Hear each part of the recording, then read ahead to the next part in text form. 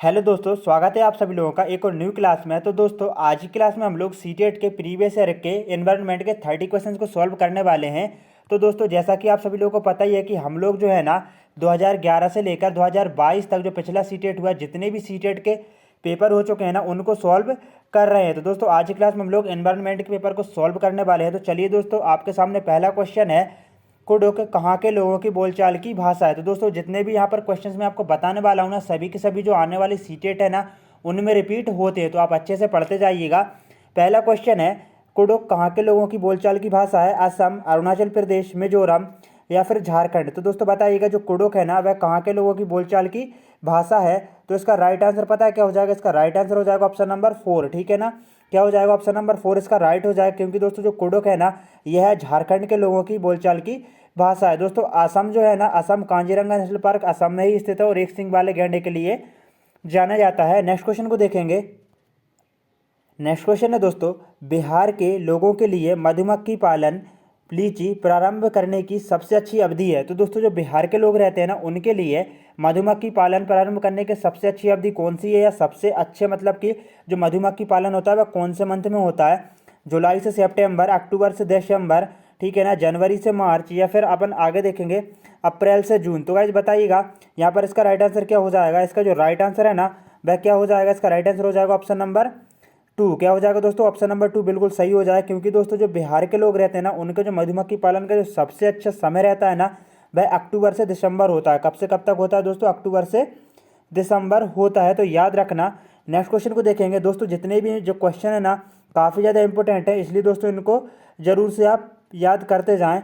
Next question है, बोल crow, ठीक है ना, बेल क्रो का उपयोग बहुत सी चीज़ों को एक दूसरे के साथ चिपकाने में किया जाता है। निम्नलिखित में से किसने प्रकृति से प्रेरणा लेकर बेलक्रो को बनाया था? दोस्तों जो बेलक्रो है ना इसका उपयोग बहुत सी जो चीज़ें रहती हैं ना उनको एक दूसरे के साथ चिपकाने में किया जाता है। तो मतलब कि प्रकृति से प्रेरणा लेकर इसका निर्माण किसने किया था? सीधी सी बात है दोस्तों, जो बेलक्रो है ना इसका निर्माण किसने किया था? प्रकृति से प्रेरणा लेकर। तो दोस्तों इसका राइट आंसर ऑप्शन नंबर 3 हो जाएगा, जॉर्ज मेस्ट्रल ने। किसने किया था?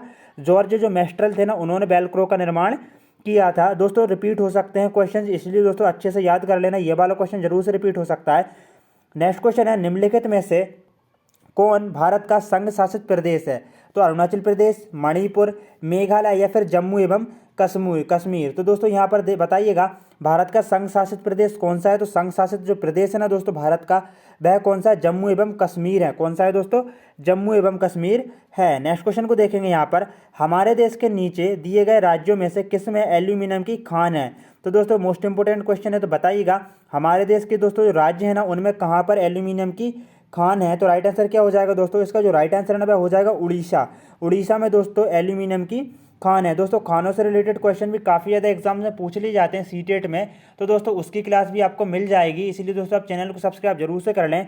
अब दोस्तों उड़ीसा में एक प्रमुख नेशनल पार्क है भीतरकनिका नेशनल पार्क, और एक झील है दोस्तों इंपॉर्टेंट है, चिल्का अभ्यारण्य जिसको कहा जाता है, मोस्ट इंपॉर्टेंट है। ये क्वेश्चन भी सीटेट में कई बार पूछे जा चुके हैं, तो याद रखना।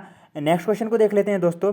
हमारा नेक्स्ट क्वेश्चन है, ब्रेल लिपि में मोटे कागज पर उभरे हुए बिंदु से बने होते हैं, यह लिपि आधारित होती है। तो दोस्तों जो ब्रेल लिपि होती है ना वह मोटे कागज पर उभरे हुए बिंदु से बने होते हैं, तो वह कितने बिंदुओं पर आधारित रहती है? ठीक है ना, तो बताइएगा दोस्तों कितने बिंदुओं पर आधारित रहती है? तो ये जो है ना वह 6 बिंदुओं पर आधारित रहती है। कितने बिंदुओं पर दोस्तों?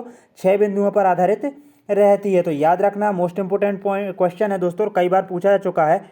नेक्स्ट क्वेश्चन देखेंगे दोस्तों। यहाँ पर प्याज की फसल उगाने के लिए कई तरह के कार्य करने होते हैं, नीचे दिए गए निम्नलिखित चरणों पर विचार कीजिए और वह विकल्प चुनिए जिसमें इन चरणों को सही क्रम में दिया गया है। तो दोस्तों आपके यहाँ पर देख सकते हैं चरण, मृदा को खोदकर नरम बनाना, ठीक है, प्याज के ऊपर की सूखी पत्तियों को काटना, बीज बोना, खरपतवार हटाना, प्याज को उखाड़कर निकालना। दोस्तों ये जो है ना इनको सही क्रम में जमाना है। तो ये राइट आंसर क्या हो जाएगा दोस्तों? इसका जो राइट आंसर है हो जाएगा ऑप्शन नंबर 1।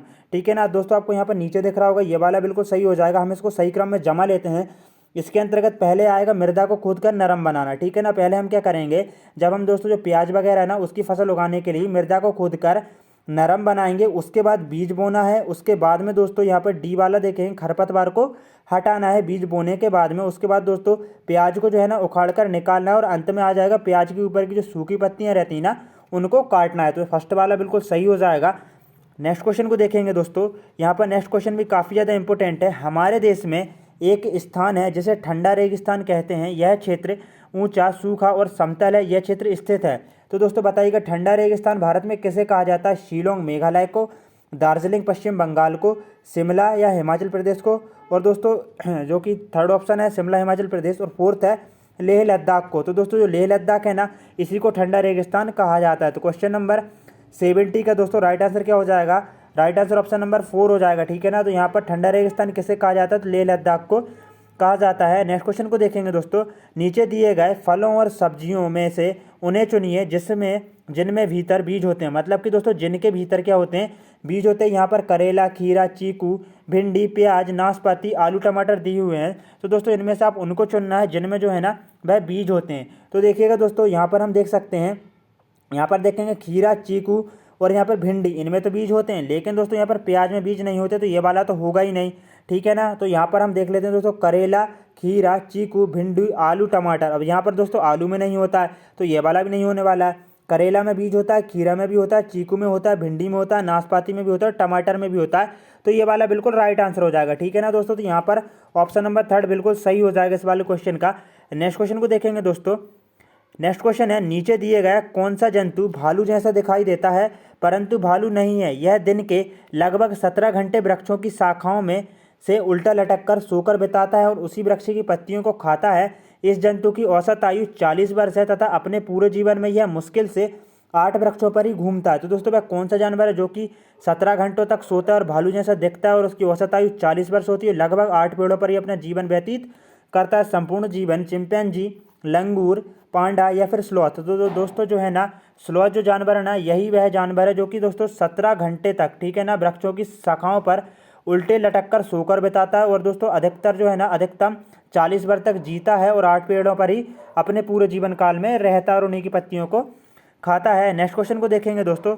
नेक्स्ट क्वेश्चन है यहाँ पर, कॉलम 1 में दिए गए स्थानों के नाम के साथ कॉलम 2 में दिए गए उन स्थानों के अधिकांश गांवों के सामान्य घरों के सही विवरण से मिलान कीजिए। तो यहाँ पर दोस्तों जोड़ियाँ टाइप में दी हुई हैं, तो इनका मिलान करना है। तो गाइस यहाँ पर मिलान कीजिएगा। सबसे पहले देखेंगे दोस्तों असम। तो असम में किस प्रकार के घर बनाए जाते हैं? दोस्तों असम में जो है ना, मतलब कि ज़्यादा बारिश होती है, ठीक है ना। तो वहाँ पर क्या होता है, बांसों के घर 10 से मतलब कि दोस्तों 8-10 मीटर ऊंचे घर जो रहते हैं ना, वह बनाए जाते हैं। तो यहाँ पर बांसों के खम्भों पर बनाए जाते हैं। तो पहले का क्या हो जाएगा दोस्तों? 3rd हो जाएगा। उसके बाद दोस्तों लद्दाख के देख लेंगे। जो लद्दाख है ना, वहाँ पर किस प्रकार के घर बनाए जाते हैं? दोस्तों लद्दाख में पत्थर के बने घर, लकड़ी के फर्श और लकड़ी की चपटी छतें होती हैं। उसके बाद देखेंगे दोस्तों मनाली हिमाचल प्रदेश में पत्थर व लकड़ी से बने ढालू छतें वाले घर होते हैं। राजस्थान में दोस्तों मिट्टी के घर व कटीली झाड़ियों से बनी होती हैं। दोस्तों हम यहाँ पर देख लेंगे असम का क्या है, मतलब कि पहले का 3rd। तो पहले का 3rd यहाँ पर कौन सा? नंबर 1 में दिया हुआ है, नंबर 3rd में भी दिया हुआ है। उसके बाद दोस्तों बी का क्या है? 2nd है। तो यहाँ पर ये इसमें बी का 2nd दिया, तो ये वाला तो कट गया और ये वाला भी कट गया है, ठीक है ना। तो और उसके बाद दोस्तों 4th वाला भी देख लेते हैं हम, और दोस्तों 4th वाला भी कट गया, तो जो बचा हुआ है ना यही सही हो जाएगा। उसके बाद दोस्तों मनाली हिमाचल प्रदेश में कैसे घर बनते हैं? ढालू छत बनती है। क्यों? क्योंकि वहाँ पर दोस्तों बर्फ़ गिरता है, तो ढालू छतें इसलिए बनाई जाती हैं ताकि जो बर्फ़ है ना वह आसानी से नीचे गिरता जाए। उसके बाद दोस्तों राजस्थान में किस प्रकार घर बनाए जाते हैं? जो राजस्थान है दोस्तों, वहाँ पर मिट्टी के घर बनाए जाते हैं जो कटीली झाड़ियों से बने रहते हैं। तो right answer option number 3rd हो जाएगा, याद रखना। नेक्स्ट क्वेश्चन को देखेंगे दोस्तों। हमारा नेक्स्ट क्वेश्चन है, हमारी पृथ्वी की ग्लोब की भांति गोल है। वास्तव में पृथ्वी पर ऊपर या नीचे कुछ नहीं होता, यह सब सापेक्ष है। भारत के लोग वास्तव में पृथ्वी के पृष्ठ पर नीचे दिए गए जिस देश के लोगों के सापेक्ष उल्टे खड़े हैं, वह देश कौन सा है? तो दोस्तों वह देश है अर्जेंटीना। कौन सा देश है दोस्तों? अर्जेंटीना इसका बिल्कुल सही उत्तर हो जाएगा। नेक्स्ट क्वेश्चन को देखेंगे दोस्तों। यहाँ पर अपने खेतों से अधिक उपज प्राप्त करने के लिए कोई किसान उर्वरकों और पीड़कनाशियों का अधिक में उपयोग करके खेतों में बार बार धान की फसल उगा रहा है। उसका यह व्यवहार उसके खेतों की मृदा को कैसा करेगा दोस्तों? केवल धान की फसलों के लिए उपयोगी बनाएगा? तो ऐसा तो बिल्कुल भी नहीं है कि सिर्फ धान के खेतों के लिए उपयोगी हो जाएगी, अन्य फसलों के लिए भी उपजाऊ होगी। दोस्तों उपजाऊ तो बिल्कुल ही नहीं होगी, तो ये वाला भी नहीं है। जुताई और बुआई के लिए उपयुक्त होगी, दोस्तों ये वाला भी नहीं है। बचा हुआ जो है ना, भाई राइट आंसर होगा अंततः किसी भी फसल को उगाने के लिए अनुपयुक्त बनाएगा। बिल्कुल दोस्तों, जब एक ही फसल को उगाते रहेंगे तो जो अन्य जो फसलें हैं ना उनके उगाने के लिए भी क्या हो जाएगा? अनुपयुक्त हो जाएगा। नेक्स्ट क्वेश्चन को देखेंगे दोस्तों। यहाँ पर नेक्स्ट क्वेश्चन जो है ना पेडागोजिकल क्वेश्चन नहीं है दोस्तों। यहाँ पर पर्यावरण की थीम पूछी जा रही है तो यहाँ पर देख लेंगे, निम्नलिखित में से कौन सा समूह ईबीएस पाठ्यक्रम में सुझाए गए 6 थीमों में से 4 को सही ढंग से प्रस्तुत करता है। तो दोस्तों यहाँ पर जो पर्यावरण की 6 थीमें हैं ना, उनमें से 4 को सही ढंग से कौन सा प्रस्तुत करता है? Option number 1, option number 2, option number 3 या फिर ऑप्शन नंबर 4। तो बताइएगा दोस्तों, यहाँ पर जो ऑप्शन नंबर 2 है ना, परिवार और दोस्त, जिसको दोस्त जो कि मित्र भी है, ठीक है ना, भोजन, पानी और यात्रा। तो दोस्तों ये जो 4 है ना, ये सभी के सभी पर्यावरण की 6 थीमों में से जो 4 थीमें जो है ना सही ढंग से प्रस्तुत करती हैं। तो राइट आंसर ऑप्शन नंबर 2 हो जाएगा। तो दोस्तों थीमें भी याद कर लेना, इंपॉर्टेंट है। आगे देखेंगे, नेक्स्ट क्वेश्चन है दोस्तों, यहाँ पर पेडागोजिकल क्वेश्चंस आ गए हैं, काफ़ी ज़्यादा इंपॉर्टेंट हैं, इनको भी आप अच्छे से याद रखना है दोस्तों। नेगेटिव पॉजिटिव टैग वर्ड्स की आपको वीडियो मिल जाएगी दोस्तों। यदि आपको पेडागोजी अच्छे से नहीं भी आती है तो आप तो भी उसको सॉल्व कर देंगे। तो यहाँ पर देखेंगे, एक विशिष्ट शिक्षार्थी के पोर्टफोलियो बनाने के लिए अच्छे तरीके क्या हैं? तो दोस्तों यहाँ पर 4 तरीके दिए हुए हैं। तो दोस्तों आपको इनमें से चुनना है कौन कौन से तरीके हैं जो कि शिक्षार्थी के पोर्टफोलियो बनाने के लिए एक अच्छे तरीके के रूप में हम जान सकते हैं। दोस्तों इसका राइट आंसर क्या हो जाएगा? सबसे पहले दोस्तों हम इसका राइट आंसर देख लेते हैं। इसका राइट आंसर ऑप्शन नंबर 4 क्या है? ऑप्शन नंबर 4 है ए, सी और डी। तो दोस्तों ए, सी और डी को देख लेते हैं। यहाँ पर एक विशिष्ट कारण के आधार पर पोर्टफोलियो में शामिल किए जाने वाले काम का चयन करना बिल्कुल सही बात है।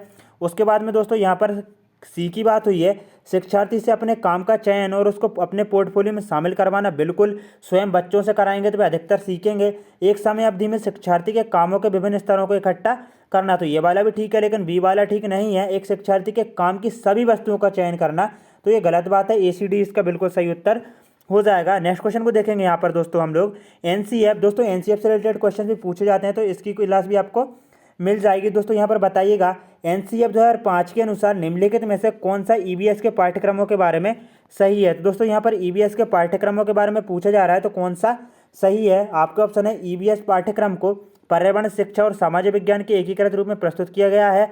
तो दोस्तों ये तो बिल्कुल ही सही नहीं है, ठीक है ना, गलत बात है, क्योंकि दोस्तों जो पर्यावरण, शिक्षा और सामाजिक विज्ञान के एकीकृत रूप में प्रस्तुत नहीं किया गया है। ईबीएस का पाठ्यक्रम सामाजिक विज्ञान और पर्यावरण शिक्षा का विषयगत एकीकरण है, तो ये वाला भी नहीं है। ईबीएस का पाठ्यक्रम विज्ञान और पर्यावरण शिक्षा का एकीकरण है, ये भी नहीं है। तो दोस्तों देखिएगा, यहाँ पर ओनली 2 सब्जेक्ट दिए थे। यहाँ पर ईबीएस का पाठ्यक्रम विज्ञान, सामाजिक विज्ञान और पर्यावरण, यहाँ पर 3 सब्जेक्ट आ रहे हैं। तो दोस्तों ये पूरे के पूरे ऑप्शन 4th वाले में समा गए हैं, तो राइट आंसर ऑप्शन नंबर 4 हो जाएगा। क्योंकि दोस्तों जो ईबीएस का पाठ्यक्रम है ना, उसमें विज्ञान, सामाजिक विज्ञान और पर्यावरण शिक्षा के एकीकरण है। आगे देखेंगे, नेक्स्ट क्वेश्चन है यहाँ पर, ईबीएस के एक शिक्षक अपने शिक्षार्थियों को पड़ोस में इस्तेमाल होने वाली विभिन्न ईंधनों पर एक सर्वेक्षण कराने को कहता है। इस सर्वेक्षण के संचालन के दौरान निम्नलिखित में से कौन सी प्रक्रिया कौशल विकसित की जा सकती है? तो दोस्तों बताइएगा, परिकल्पना बनाना, समालोचनात्मक चिंतन या फिर गहन चिंतन, या फिर रिकॉर्डिंग, अभिलेखन और सुनने के कौशल, या फिर दोस्तों आप पूर्व अनुमान और रिपोर्टिंग कौशल। तो दोस्तों इसका राइट आंसर बताइएगा। इसका राइट आंसर क्या हो जाएगा? इसका राइट आंसर ऑप्शन नंबर 3 हो जाएगा, ठीक है ना। क्या हो जाएगा? रिकॉर्डिंग और सुनने के कौशल। तो ठीक है ना। तो इसका दोस्तों जो सीटेट है ना, उसकी ऑफिशियल आंसर की के अकॉर्डिंग ही हम आपको आंसर बता रहे हैं। तो यहाँ पर दोस्तों इसका राइट आंसर ऑप्शन नंबर 3 है। दोस्तों इसका जो आंसर है ना, वह हो सकता था कौन सा वाला? ऑप्शन नंबर 2 वाला भी हो सकता था, लेकिन ऑप्शन नंबर 3 इसका बिल्कुल ऑफिशियल आंसर की के अकॉर्डिंग सही है। आगे देखेंगे दोस्तों, यहाँ पर नेक्स्ट क्वेश्चन को देखेंगे, सीखने के लिए निरंतर आकलन के आवश्यक तत्व क्या है? तो दोस्तों बताइएगा, यहाँ पर सीखने के लिए निरंतर आकलन के आवश्यक तत्व क्या है? तो इसका राइट आंसर क्या हो जाएगा? इसका उपयोग बच्चों के बारे में फैसले सुनाने के लिए किया जाता है, या इसे सीखने की स्थितियों में निहित किया जाना चाहिए, या शिक्षकों की उनकी शिक्षण अधिगम विधि को समायोजित करने की गुंजाइश प्रदान करता है, या फिर यह शिक्षार्थियों को अपने काम की निगरानी और सुधार के लिए गुंजाइश प्रदान करता है। तो इसका राइट आंसर दोस्तों जो है ना, ऑप्शन नंबर 3 हो जाएगा, बी और सी, ठीक है ना। क्या हो जाएगा? बी और सी हो जाएगा। यहाँ पर इसे सीखने की स्थितियों में निहित किया जाना चाहिए, और साथ ही में यह शिक्षकों को उनकी शिक्षण अधिगम विधि को समायोजित करने की गुंजाइश प्रदान करता है। तो राइट आंसर कौन सा? ऑप्शन नंबर 3 हो जाएगा, बी और सी। यहाँ पर दोस्तों नेक्स्ट क्वेश्चन है, कुणाल ने कपड़ों की बंदेज की रंगाई पर कार्यशाला करने के लिए अपने विद्यालय में एक स्थानीय कारीगर को आमंत्रित किया। स्थानीय कारीगर को आमंत्रित करने के उद्देश्य निम्नलिखित में से इसके अतिरिक्त हैं। तो दोस्तों यहाँ पर वह कौन सा है, मतलब कि वह कौन सा नहीं है, ठीक है, यहाँ पर नहीं है पूछा गया है।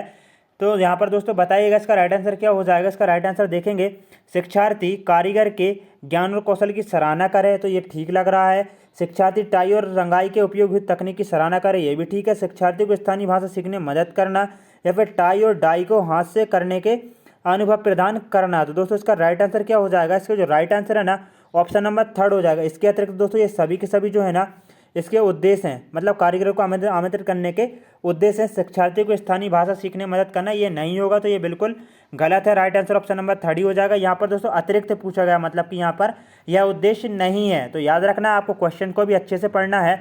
नेक्स्ट क्वेश्चन है, मेहर के पास कक्षा में कुछ शिक्षार्थी हैं जो प्रकृति के आपदा के कारण अपने मूल स्थानों से विस्थापित हो गए हैं और उन्हें विद्यालय वातावरण में समायोजित करने में समस्या है। एक ईवीएस शिक्षक के रूप में आप क्या करेंगे दोस्तों? तो देखेंगे दोस्तों इसका राइट आंसर क्या होगा, धैर्यवान होंगे ताकि वे स्वाभाविक रूप से समय के साथ समायोजित हो सकें।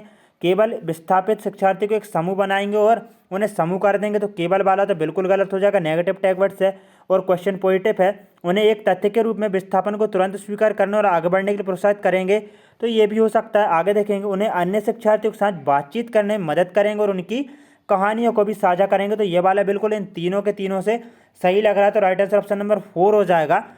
क्वेश्चन नंबर कौन सा है दोस्तों? क्वेश्चन नंबर 82 है, क्योंकि दोस्तों यहाँ पर जो एग्जाम आता है ना तो उसमें कितने 60 से लेकर 90 तक जो क्वेश्चन रहते हैं ना वो ईवीएस के रहते हैं।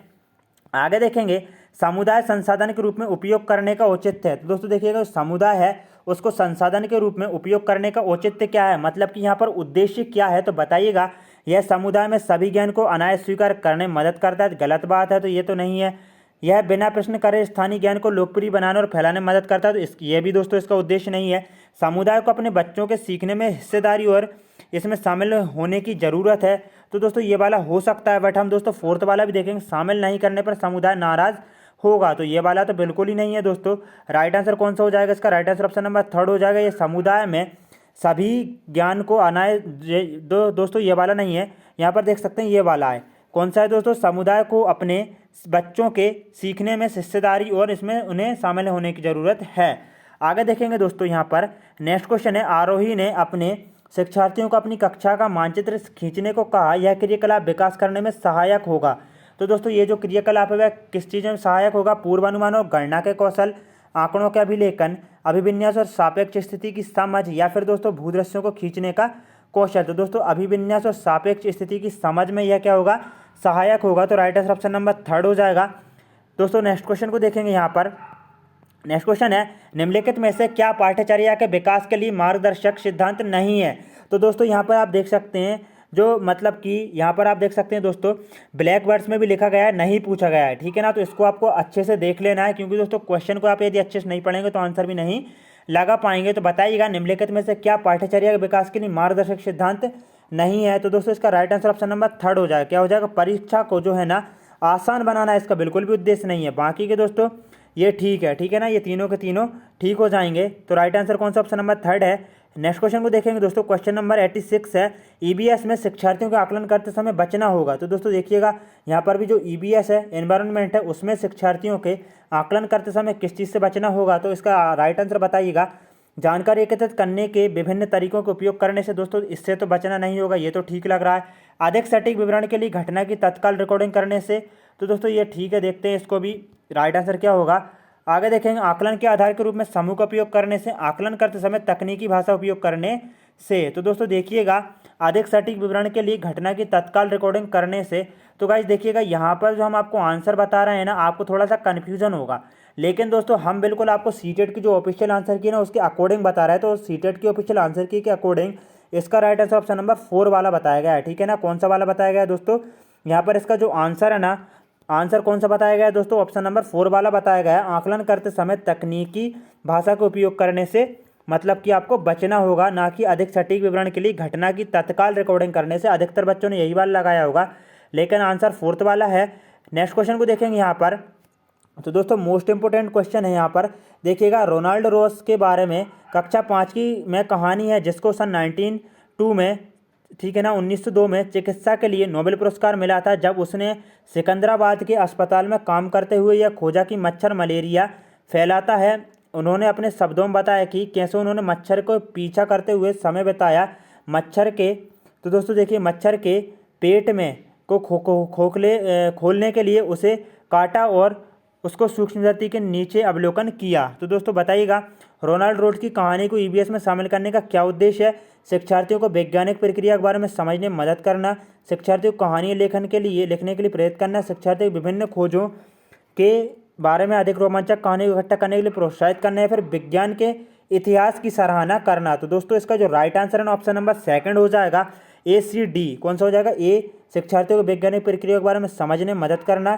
सी, शिक्षार्थियों को विभिन्न खोजों के बारे में रोमांचक कहानी को इकट्ठा करने के लिए प्रोत्साहित करना और विज्ञान के इतिहास की सराहना करना। और दोस्तों ये वाला बिल्कुल भी नहीं होगा, शिक्षार्थियों को कहानी लिखने के लिए प्रेरित करना तो नहीं होगा। तो राइट आंसर ऑप्शन नंबर कौन सा हो जाएगा? ऑप्शन नंबर सेकंड हो जाएगा, ए सी डी। आगे देखेंगे दोस्तों, नेक्स्ट क्वेश्चन को देखेंगे। नेक्स्ट क्वेश्चन है, भूषण अपनी कक्षा 2 की भाषा की कक्षा में थीम यात्रा को एकीकृत करना चाहते हैं। दोस्तों ये एक पर्यावरण की थीम है, अभी हम लोगों ने पढ़ चुके हैं पिछले क्वेश्चन में। आपके संसाधन का सुझाव देंगे जो कक्षा में संपादन के लिए सबसे उपयुक्त है। तो दोस्तों इसका राइट आंसर पता है क्या होगा? इसका राइट आंसर हो जाएगा ऑप्शन नंबर कौन सा हो जाएगा दोस्तों? इसका right answer option number fourth हो जाएगा, बच्चों में के यातायात पर अपने अनुभव। ये जो है ना दोस्तों, ये संपादन के लिए सबसे ज़्यादा उपयुक्त है। नेक्स्ट क्वेश्चन को देखेंगे दोस्तों, 2 क्वेश्चन और बचे हैं। ईबीएस कक्षा में शिक्षार्थी पड़ोस में एक भिखारी लड़के के बारे में अपने अवलोकन को साझा करती है और जानना चाहती है कि उसके माता पिता उसे स्कूल क्यों नहीं भेजते हैं। एक शिक्षक के रूप में शिक्षार्थी को कैसा जवाब देंगे? तो दोस्तों बताइएगा, आप उसे सुनेंगे, अपने पाठ्यक्रम सीमित रखेंगे, गलत बात। पूरे भारत में भिखारियों की स्थिति की व्याख्या करेंगे, ये भी गलत बात है। इस विषय को शिक्षार्थी के साथ अलग से चर्चा करेंगे। दोस्तों अलग से चर्चा क्यों करेंगे? सभी जानना चाहिए, ठीक है ना, कोई एक ना जानकर उसके अवलोकन की सराहना करेंगे और पूरी कक्षा में इस पर चर्चा करेंगे। तो यह वाला बिल्कुल सही हो जाएगा, right answer option number fourth वाला हो जाएगा। दोस्तों लास्ट क्वेश्चन देख रहे हैं आज की क्लास का, खेल और पहेलियाँ ईबीएस के शिक्षण और अधिगम के महत्वपूर्ण हिस्से हैं। क्यों? क्योंकि दोस्तों ये खेल और जो कहानियाँ रहती हैं ना, वे शिक्षार्थी को अपने आप पैटर्न खोजने को देते हैं। और दोस्तों जब हम खोजने की बात करते हैं तो वह बिल्कुल सटीक आंसर होता है, क्योंकि दोस्तों यहाँ पर खोजने के माध्यम से बच्चा सीखता है, अपने आप जो सीखा हुआ ज्ञान रहता है ना वह उसकी स्मृति में स्थायी हो जाता है। दोस्तों आप चैनल को सब्सक्राइब जरूर से कर लें, क्योंकि गाइस जो सीटेट के प्रीवियस ईयर के जितने भी क्वेश्चन पेपर है ना, उनकी क्लासेस आपको डेली की डेली मिलती जाएंगी। तो दोस्तों जय हिंद, वंदे मातरम, मिलते हैं को नेक्स्ट क्लास में।